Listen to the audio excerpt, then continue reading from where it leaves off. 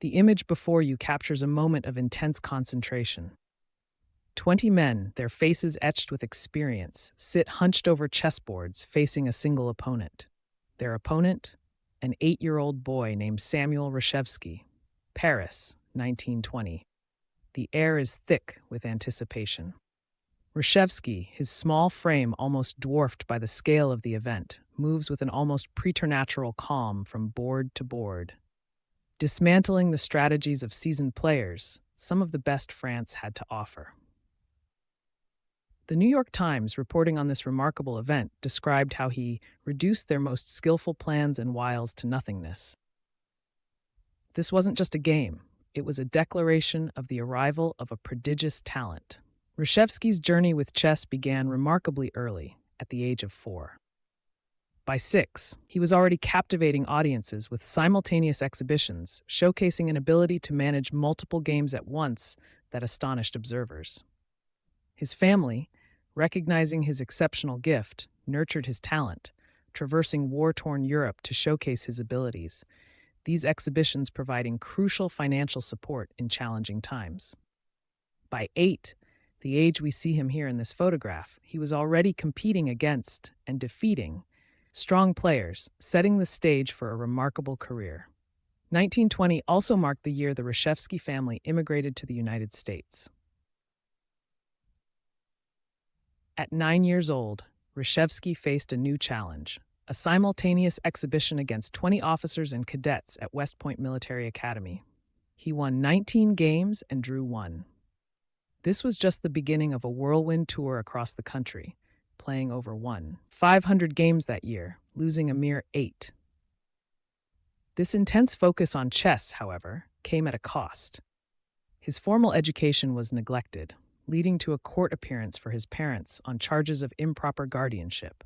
This period underscores the complex interplay between talent, ambition, and the realities of childhood. Reshevsky's exceptional abilities demanded attention and cultivation, yet the demands of his burgeoning career clashed with conventional expectations of schooling. He would later address this imbalance, taking a 7-year hiatus from competitive chess between 1924 and 1931 to complete his secondary education and ultimately earn an accounting degree from the University of Chicago in 1934, supporting his family with this profession. This dedication to education showcases another facet of Reshevsky's character, a commitment to intellectual growth beyond the chessboard. Reshevsky's style of play was a blend of positional mastery and tactical brilliance. He was known for his meticulous planning, often spending considerable time in the opening phase, a tactic that sometimes put him under time pressure later in the game. This approach, while sometimes leading to errors, also had a psychological impact, unsettling opponents who struggled to adapt to his fluctuating pace. This tendency, however, combined with a less than thorough study of openings, may have prevented him from achieving the ultimate title of world champion, a point he himself acknowledged. Reshevsky's opening repertoire was distinctive. With white, he favored closed games, typically beginning with 1. d4 and demonstrating particular expertise in the exchange variation of the Queen's Gambit declined. He seldom opened with 1. e4 against strong opponents. With black, his repertoire was far more diverse, adapting and evolving throughout his long career. Grandmaster Arnold Denker praised Reshevsky's tenacity and fighting spirit. He highlighted Reshevsky's consistent edge over his American rival, Reuben Fine, particularly in the U.S. championships from the mid-1930s to the early 1940s. Fine's struggles against Reshevsky were a key factor in his inability to ever win the U.S. championship. The story of Samuel Reshevsky is far more nuanced than the internet memes suggesting he lost to everyone. That's simply not true. The photograph from Paris in 1920 showcases his triumph over 20 opponents. In his early years, his record shows a remarkable 492 wins out of 500 games. The narrative of his life is one of dedication, resilience, and a lifelong pursuit of excellence in chess. Continue with the rest of the story, incorporating pauses strategically throughout as demonstrated above. Reshevsky's story takes a dramatic turn with the arrival of a young prodigy named Bobby Fischer. Fischer's debut in the 1957-58 U.S. Championship, at the age of 14, marked a shift in the American chess landscape. He dominated the competition, winning each of his 8 attempts at the title, leaving Reshevsky, a 7-time champion, in his wake. A generational rivalry, tinged with animosity, was born. The tension between the two was palpable. Before the Buenos Aires 1960 tournament, Reshevsky reportedly quipped, "I would settle for 19th place if Fischer placed 20th." Ironically, Reshevsky won that tournament, with Fischer trailing behind. This marked the only instance where Reshevsky outperformed Fischer in an international tournament. Their rivalry came to a head in 1961 with a 16-game match, split between New York and Los Angeles. Despite Fischer's meteoric rise, Reshevsky was still considered the favorite. After 11 games, the match was tied at 2 wins each and 7 draws. A scheduling dispute between Fischer and the organizer, Jacqueline Piatigorsky, abruptly ended the match, with Reshevsky receiving the winner's share of the prize. The unresolved tension continued to simmer.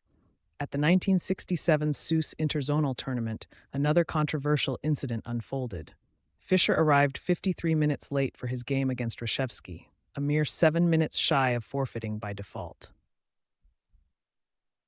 He made his first move without a word of apology. Reshevsky, believing Fischer had withdrawn, was caught off guard and lost badly. He vehemently protested to the organizers, but the result stood.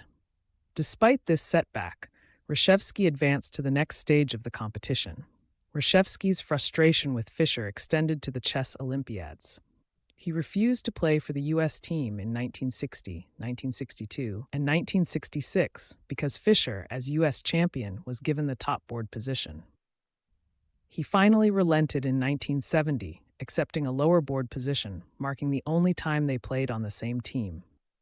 Despite their fierce rivalry, Fischer held a grudging respect for Reshevsky, considering him the strongest player in the world during the mid-1950s. This was around the time Reshevsky defeated world champion Mikhail Botvinnik in a 4-game mini-match, the highlight of the US versus USSR team match in Moscow. 1968 marked a turning point for Reshevsky. At 57, he lost a match against Viktor Korchnoi, where he had ample preparation time. The 10-game match in Amsterdam, part of the candidates tournament, saw the younger Korchnoi dominate, winning 5-1 to 2-1 without Reshevsky securing a single victory.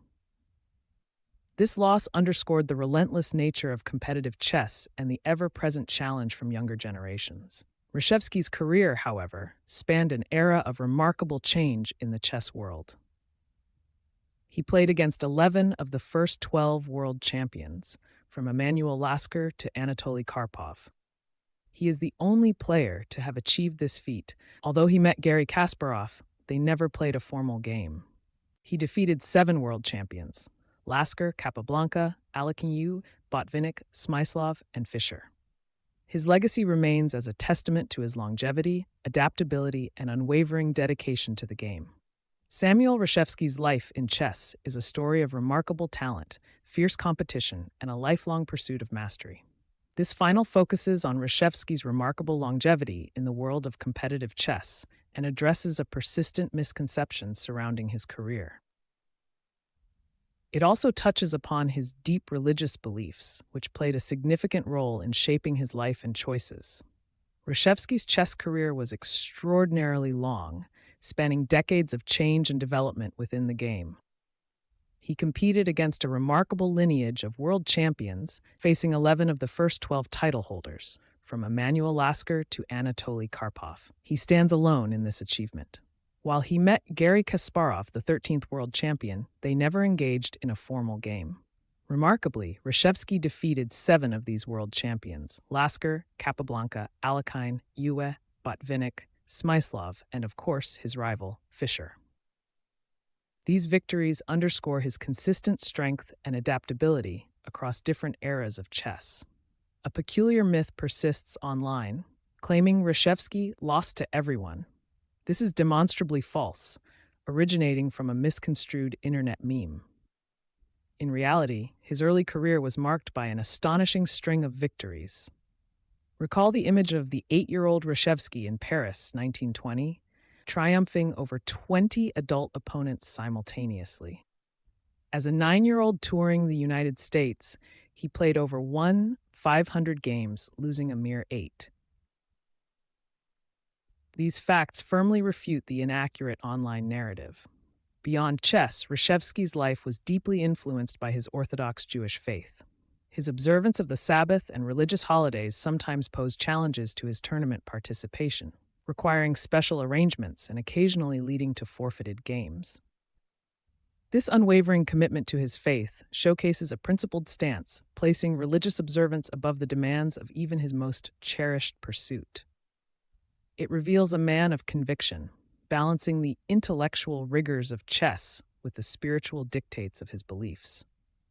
Reshevsky's story is not just one of exceptional talent, but also of unwavering dedication, resilience, and a lifelong commitment to both his faith and the game of chess. From the 8-year-old prodigy captivating audiences in post-war France to the seasoned grandmaster competing against generations of world champions, Samuel Reshevsky's life is a testament to the enduring power of the human mind and spirit.